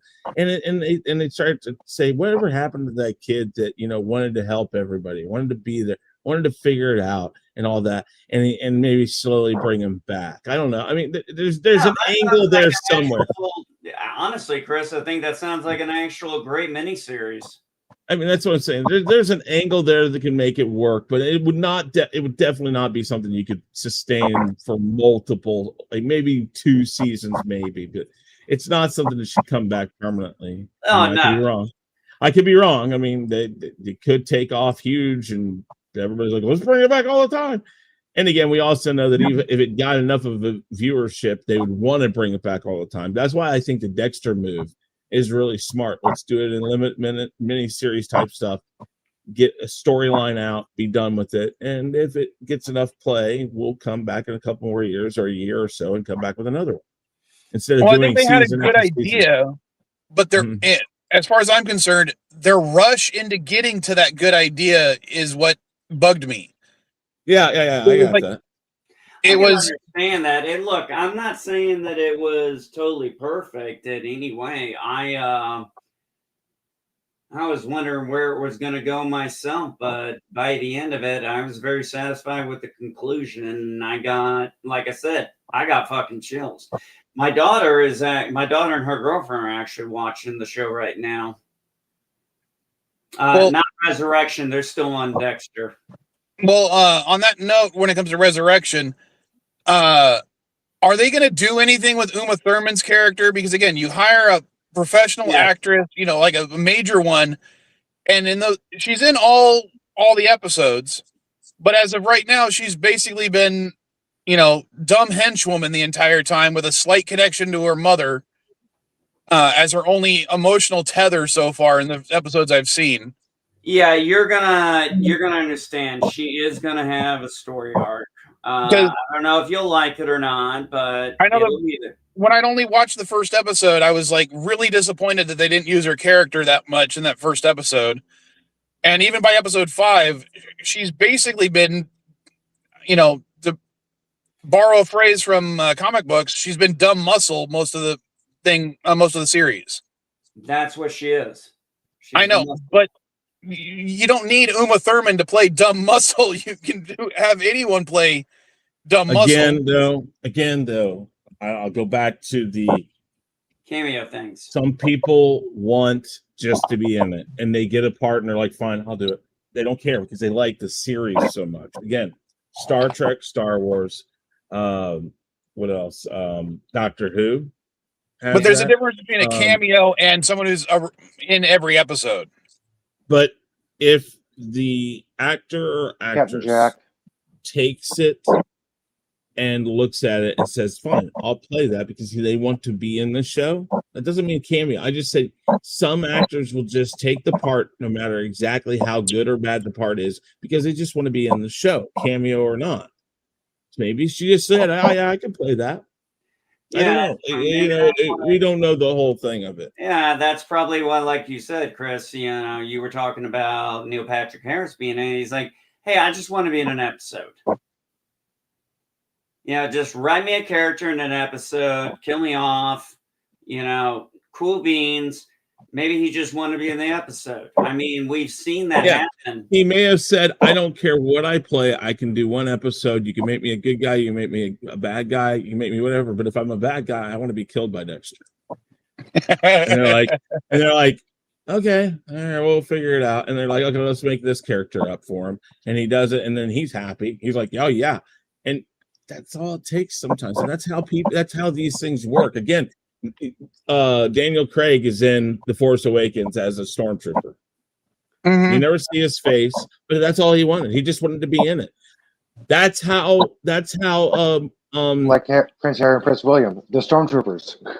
Yeah, but what now my brain's out of it. But I'm, Mace Windu, Samuel L. Jackson. Those are cameos you're talking about. Yes, but no, Samuel L. Jackson just wanted to be in the movie, and then he finds out he's going to be this Jedi. Jedi. And then he found out he was going to be a badass Jedi. And so, but no, wait. Here's the thing. Yes, it could be a cameo, but sometimes they come up with something a little more substantial because the actor or actress says, "I don't have a time limit. I'll dedicate whatever amount of time you want to give me." And they may have said, but then some of them come in and say, I'll do one episode. I want to do one episode. And I want to be on and off." And maybe, okay, but maybe what I'm getting at is, to me, you don't hire an A-list actor. At least, okay. Why wouldn't you? Let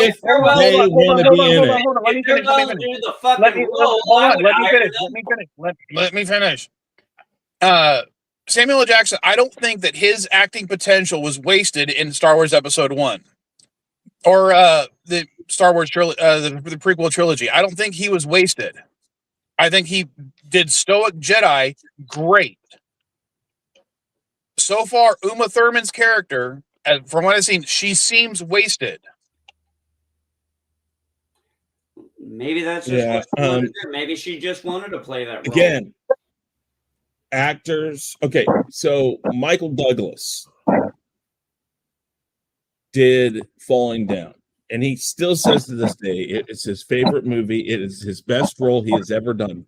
He took a massive pay cut to stay on that movie to make sure that the director stayed and that they were able to shoot that movie because he believed in the project so much. Sometimes actors and actresses will come to the showrunners and say, I want to be on this. I don't care what you have to do. I can give you the whole season, the whole shooting schedule. Write me a part, put me in it, and I just give it to me, and we'll work it out with my agent how much I get paid. And maybe Whoopi Goldberg, Star Trek, yeah, Whoopi Goldberg, Star Trek. But again, wanted to be honest. Yeah. Okay, wait. I know what Mike's defense and that's going to be is that Whoopi Goldberg actually had purpose in that. What the difference is so they gave her more. But I guarantee you that at some point, Uma Thurman read that role. And she's portraying that role and acting that role that way. So therefore, she knew it. And if she didn't like it, she could say, okay, guys, I said write me a part. Don't write me just as a stupid, dumb henchman.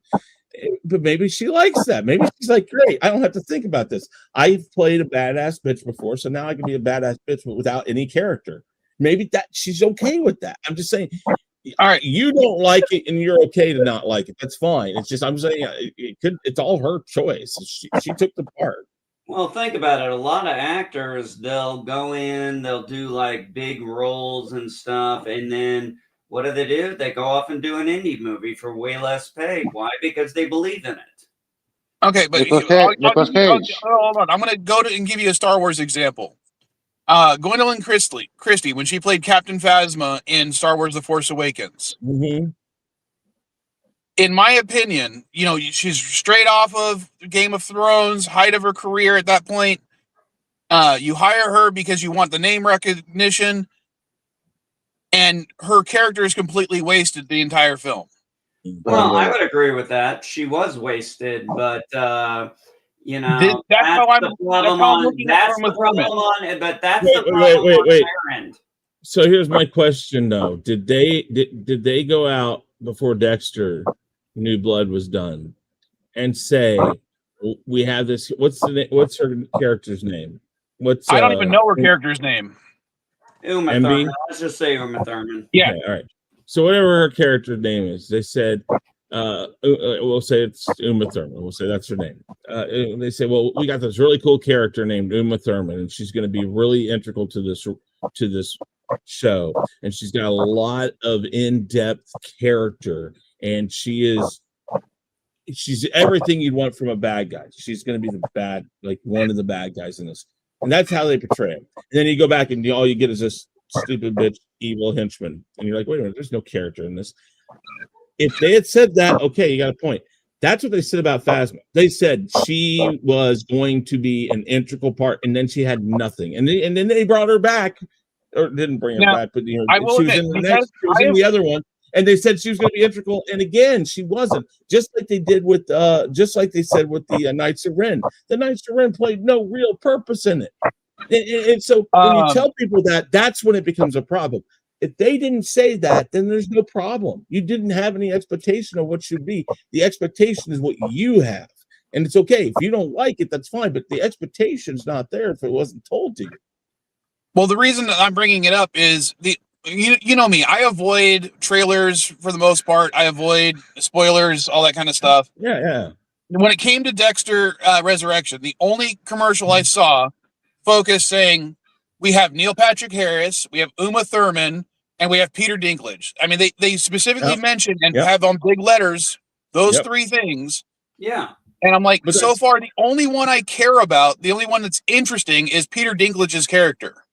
Actually, I disagree. I think Harrison Morgan from New Blood to now really comes into his own character. What I mean is on the trailer that I did see for this series, the three big names that they put on screen, they didn't even put what's his name? The guy that played Michael they didn't even put his name on the freaking trailer. Because everybody knows who's playing Dexter. Everybody knows who's playing Dexter. But the trailer focused on three names in particular. They said Neil Patrick Harris, they said Uma Thurman, and they said Peter Dinklage. Yes. Well, but to some extent here,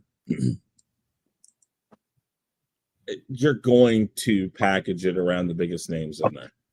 Yeah, you're going those to. Are big names. But so when I get your point with Neil Patrick Harris, but lots of times, and again, you don't do this. Some people will go in and they'll look up and see if the episode counts there. They'll see if there's how many episodes are going to be in there. When are these actors or actresses in these episodes? Some people will dive deeper and they'll know, okay, well, he must just be playing a bit part because, hey, look, he's only got one episode. Yeah. But you don't do that. That's fine. So you were disappointed on how it was done, and that's fine. I get that, and you have every right to be disappointed because you were expecting more. It's like what was the movie? Hold on. Is it that one movie that was done by that one guy that came out that one year? Yes. I know which one my keyboard's not working. Starring that. Oh yeah, I remember that. It was in that theater. That one actor. Yeah. That actress and that actor, and they did something. And it was about that one thing, and they did that. They did that one thing, and at the end, that one thing happened too. And they had that car in there. Yeah. Yes, that one car. Yeah. I remember that movie. Oh, the plane. And that one. Yeah, and that one song in it. Oh man, that was an awesome song. Yeah, dude, that one-liner, that was kick-ass, man. It was better than Arnold's. Yes, I've always wanted to release an album and make a band title and just call it "That One Band with That One Song Off That One Album." So it'd be that one band would be the name of the band, and then with that one song would be the name of the song, and then it would be off that one album would be the album title. And I want to do that because I'm like, dude, if nothing else, it could be I don't know. I really should do it. No, I'll give you an example. The movie I'm talking about is Shanghai Kiss. Okay. No. Has anyone ever heard or seen that movie? No. Okay. Is it like Shaolin Soccer? It's basically about a guy he's a Chinese American and he goes to China because a family member passed away to sell a house because he needs the money, but he kind of discovers a lot about his Chinese roots, wants to stay in China, but then he realizes he's basically become too Americanized and comes back to the United States. Okay. The whole story is about him. Who do they have on the cover and who do they have in, starring so-and-so? Is Hayden Panettiere because she was in Heroes. She plays a bit part in the beginning, a bit part at the end, and that's it. But she's literally on the cover. He's like this little tiny thing in the corner, but it's her right up in front and center with her name up top. That's how I felt about this. It wasn't the story. The story isn't. You're focusing on these three characters for the promotional stuff, but they have only one of them has a main impact or it does anything in the actual show, as far as I can tell so far. And again, I'm only halfway through. I haven't had time to watch everything this week. Actually, I'm rather dude. impressed. It's kind of like the Force Awakens poster where the main two characters of the movie is Rey and Finn, and Finn's a very little small object, little picture right there in the top right corner. I'm like, what the fuck? Yeah, we all saw that story to Peace China. But So you had I'm sorry, I lost my train of thought there. But what you have is my impression is I really like the Peter Dinklage character. Oh, I liked it. I think he's the only one that it has any impact so far. I disagree. Like I said, I like Harrison Morgan's character too. I like the character, but when it came to the trailer, when they were focusing on those three actors, Peter Dinklage, the fact that they're not focusing on the fact that he's a little person, I like that aspect. They go out of their way to say, like, oh, he's a philanthropist. Yeah. That he gives back to the orphanage that he grew up in. And the fact that, when they're talking about, what killed his parents, and then the fact that, from the audience that that's why he has this obsession with serial killers, but it's portrayed, in the show as a good thing, because he's, he's not saying, oh, well, I also like serial killers. He's saying, well, I'm doing this because of X, but that X is also why he likes serial killers. So yeah, it shows the dichotomy that's really, and he acts it really well. That's the whole point. Yeah, when he's being interviewed, he's got that coy little smile on his face, and he's saying, but he also has that sadness.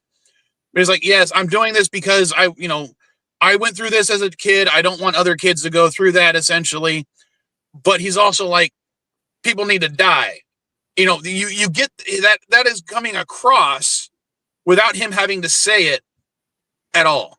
That was good acting. That was good casting. And it was a good reason to have him in the trailer. Well, were the other two. I'm just like, well, I liked Neil Patrick Harris's one-off episode. I thought it was great. I thought he did a great job. And man, he really made me believe he was a serial killer. So you know what? You were talking about the Trinity Killer, John Lithgow's Trinity Killer. Oh God, that was so good.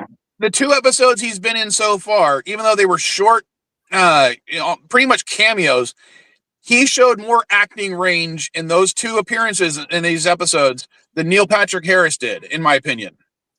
I would disagree. I think he went full range on it. No, I think Neil Patrick Harris did a one-note performance. He played psychopath, and that's all he did. What do you think a serial killer usually is? They're psychopathic or they're sociopathic. Yeah, but that's all he did. He didn't have a nuanced performance. It was just a one-note serial killer. He was a serial killer that liked killing people. That was it. That was his whole... No, he wanted the tattoos. He was obsessed with my biggest problem with these shows isn't those things. It's really, I'm trying to figure out, I never see them actually picking which cereal they prefer to kill. Oh God! Now you're making me. Since we were just talking about that one guy in that one spot, or that one movie, and I'm now thinking of serial killer from Hackers.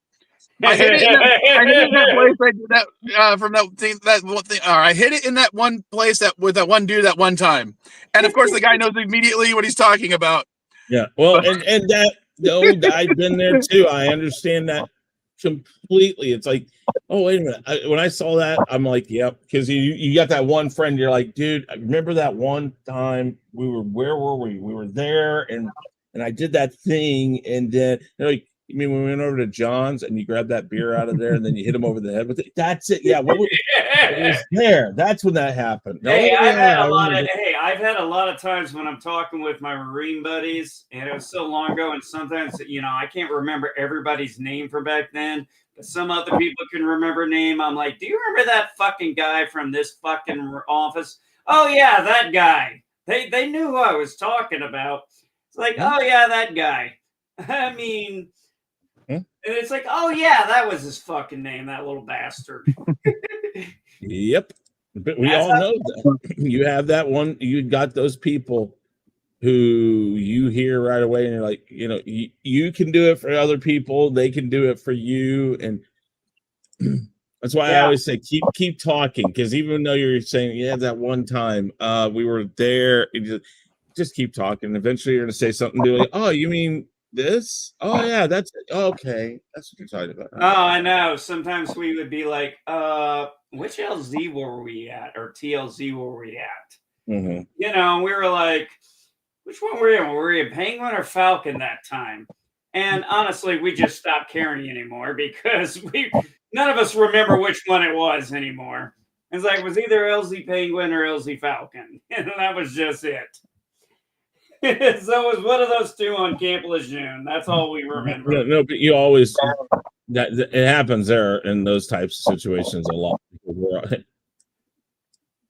Once you go enough places, you're like, where were we? Like, there's that one guy that follows you on like literally every deployment. Like, either you ask to go to the same deployment, or it just so happens that when you get there, like, great, I'm gonna have to deal with a whole bunch of new fucking idiots, whatever. And then you walk into the barracks and it's like, oh dude, great, you're here. And then boom, it's just like you didn't leave off.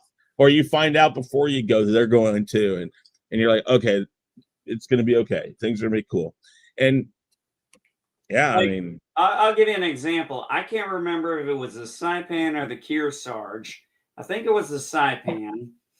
I was going to the smoke pit and or the smoking area on the ship, and I see this sailor, and she's got red hair and everything, and I'm like, we're looking at each other, and we both recognize each other, but we're trying to remember from, and it was like, didn't we go to school together? It's like, yeah, I had longer hair back then. We went to middle school at this class or this thing, and it was like, oh yeah, and then we bullshitted for about an hour, smoking about half a pack of cigarettes.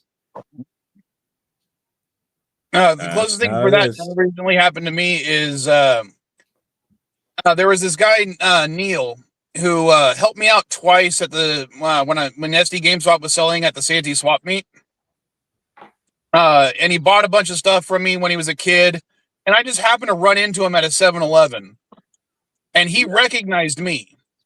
I had a guy here. You're the game guy, blah blah. And he's like, you remember I helped you out? And I'm trying. I swear, I'm like, I don't remember this person. And then I realize he's like 19 now. When we did this, he was not even 10 yet. So yeah, he's changed a lot, but I haven't changed nearly as much. So yeah, he recognizes me, but I'm like, I have no idea who you are until he started telling me that everything that he did, and I'm just like, oh wow. But it was like I would never recognize the guy. I ran into similar things too, where people, like, for example, when I was at Camp Lejeune, I saw this lady kind of out of a car, and I was wondering, I was like, hey, we went to school together. She's like, yeah, I think we did. I don't know. I was like, I'm the guy who had the long hair, the mustache. You were sitting behind me in Illinois history. She goes, oh yeah. We used to hate each other. No, I almost lost my train of thought. What I was thinking. Hey, Bubba. Second train of thought derailment so far this episode. Yeah, I know. No, what You guys need to was it smoke you were more talking about weed. there? Smoke more weed, Vile, guys. what were you talking about before MB? Dexter. No, I mean right before MB this time. What were you Oh, talking about? I was saying my wife. I was saying I've ran into time. I'm talking about Vile. What did Vile say before you just finished your thing? Oh, the customer that recognized me and I didn't recognize him. That's it. Yeah. Okay. So we had a place similar to your store here. Of course, every town does, and it was called Game Co. I think it was. It used to be a nationwide chain, but then they ended up becoming independent and breaking off of a corporate thing and becoming independent. Well, we all used to hang out at this place and then go over to Aladdin's Castle and play games, come back about, in the malls back when mall rats actually existed. And there was this one kid there that was about my age that I went to school with that always was like, I'm going to buy this place. I want to buy this place. And literally in high school, he's asking, how much do you want for the place? How much do you want for the place? And like 10, 15 years later, I'm here back in town and I'm going over and I drive down this road and there it is. And I'm like, wow, okay. So they moved over here. It makes sense because the mall basically has been repurposed and part of it was torn down and then the other part was repurposed into new storefronts and stuff like that. So it didn't surprise me. And I walk in and I'm walking around and I see the guy there and I'm looking and going like, where do I know this dude from? And I start talking to this dude. We went to school together. I said, you fucking bought the place. It was the same guy that used to say this all the time. He ended up buying it. Unfortunately, I don't know the circumstances behind you closing your store, but him and his now ex-wife were starting to go through a divorce and then COVID hit and he ended up having to close the place and sell a lot of it. And I found out after the fact, after he sold a shit ton of the stuff, because I'm like, dude, I would have bought a bunch of that shit from you. Because, I mean, that's where I used to go to get a lot of, he would let me buy spare parts from him. And he had he had stuff back to ColecoVision. And I still have a couple places here I can go back and get ColecoVision stuff. And I know them well enough because of things like that I can go and say, hey, do you have parts in the back? I'm like, yeah, I got this stuff that, we just bought it for $5 from some guy. It was a bag full of stuff. And here's parts. And they'll give me parts and I'll buy it for like $5 and have extra stuff. No, the reason mine closed was basically the owner sold the property. The new owner tripled our rent. And we were just like, come on, we just opened. I think part of it was that 6 too. months.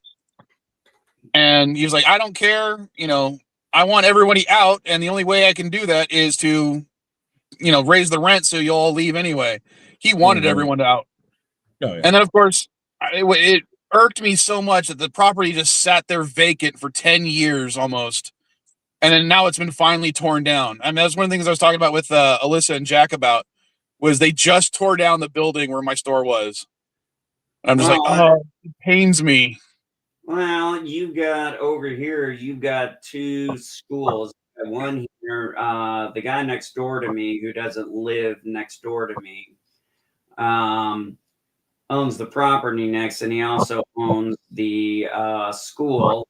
And the school, I guess, is like worth $50,000, but there's a bunch of grants to restore it. The problem is there's already another school right next to it, and it closed down due to lack of attendance.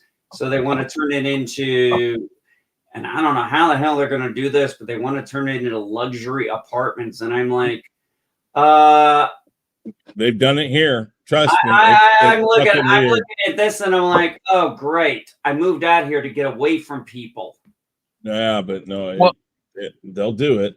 One of the things that happened in the city I grew up in, I don't want to go too much into it, but, they had their own little school district that had like 11 schools or whatnot, but only one school was named after the city. So we'll say it was Cityville School.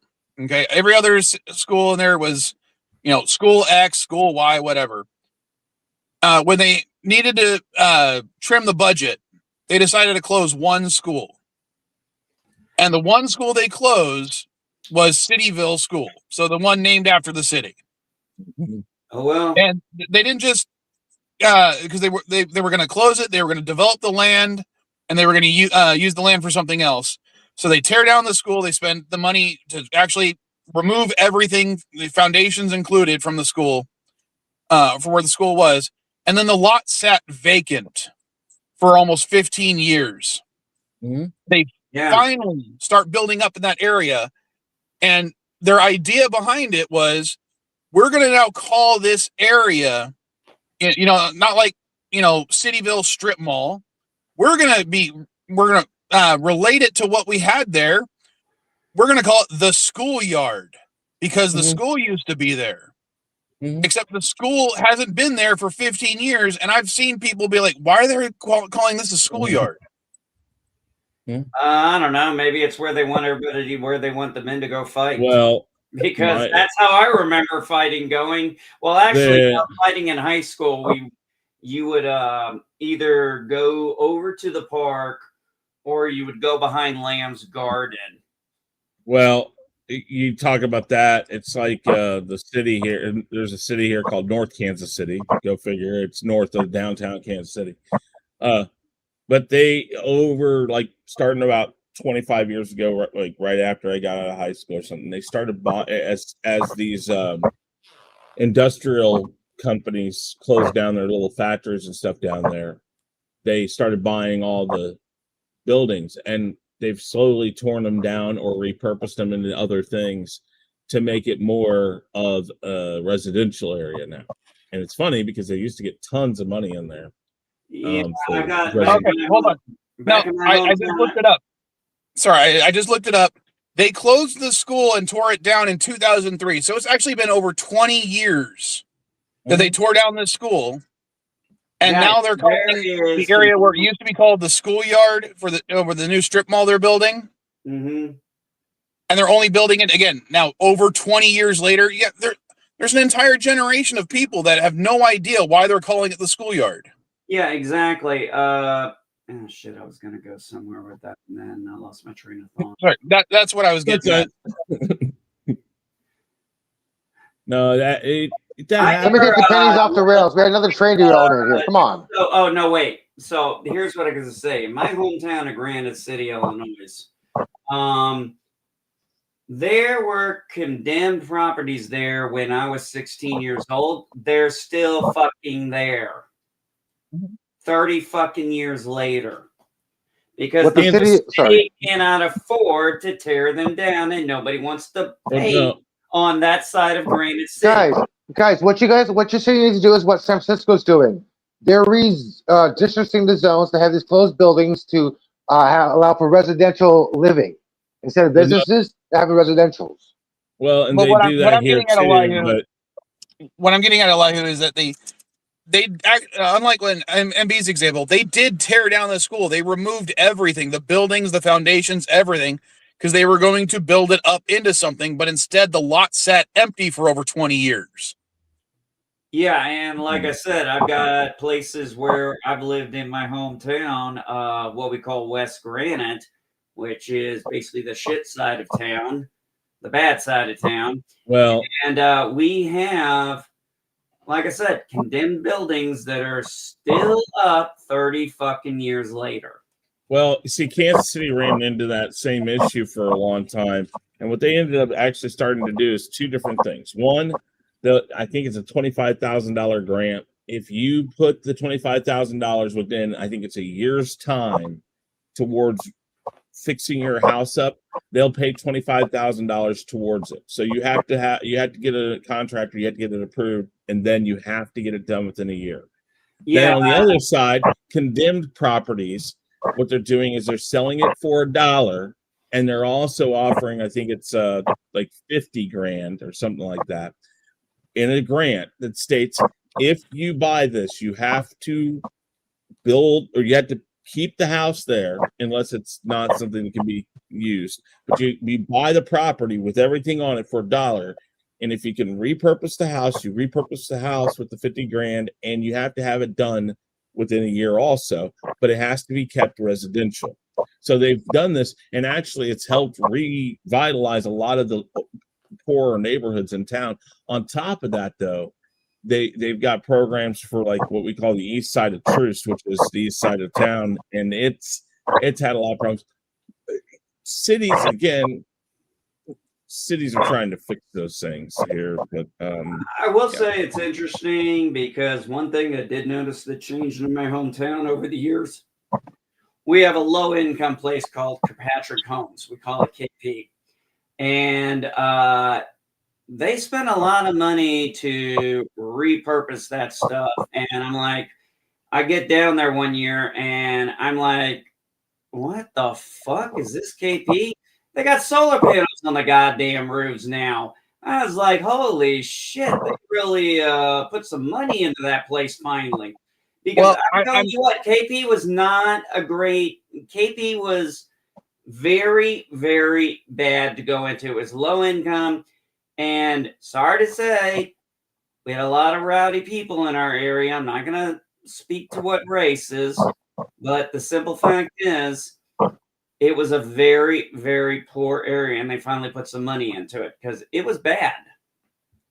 Well, I just now noticed what time it was. It's been going for over 2 hours, and I do have to work today, so I can try to join Chris's thing if he's doing it today. Because I missed last week. Sorry, man. I had to work. I gotta go to the dispensary. So, dispensary shopping for me today. It's Sunday. I think I'm actually gonna do that myself. I mean, how did the thing go last week? Because I know Piper didn't show up. I didn't show up. I can't remember. I think everything is fine as far as I know. I don't know. Okay. I've slept since then, I think. Well, right. I gotta go. I'm gonna go to the dispenser, but I gotta deal with the rain. We finally are getting some rain over here. I remember getting out of my truck the other day, or Jeep, sorry, and I take a whiff, and I'm like, "Oh, smells like rain coming." Well, I'm gonna head out. Well, because I gotta go work. I gotta go change and get to work. All right, take it easy, guys. I'll see you guys next week. Later, folks. Bye, Bob. Later, weirdos. Bye, Bob.